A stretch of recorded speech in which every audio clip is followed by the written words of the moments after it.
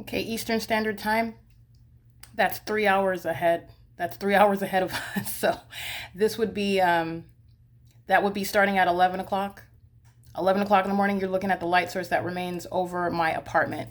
And I was juxtaposing that with the entity. They're chasing me to my apartment by helicopter, first of all. Remember that.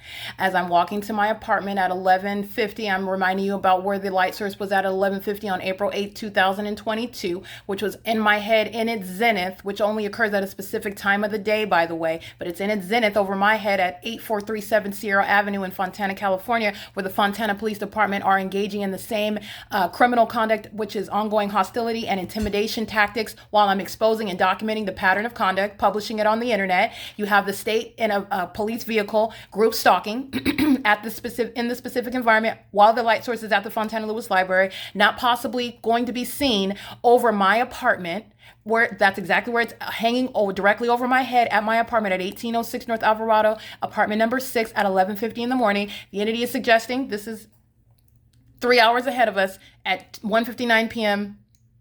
So I want to be clear. I just want you to see this again. It's stating this time we're 3 hours ahead. So at 2, yeah, you're talking about 11. This is 11:50, and this is what they're speaking about. And the light source you're looking at remaining at one property all day long at Alvarado Gardens.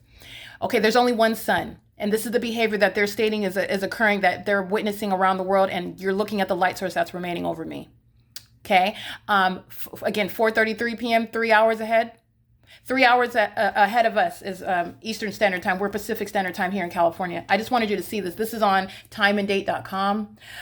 This is the entity that is maintaining a light source here. And this is in reference to Washington, D.C., Eastern Standard Time. Speaking of what is some eclipse, and you're looking at the light source that you do every day. Every day, the light source is rising and setting here at Alvarado Gardens, the center of the universe.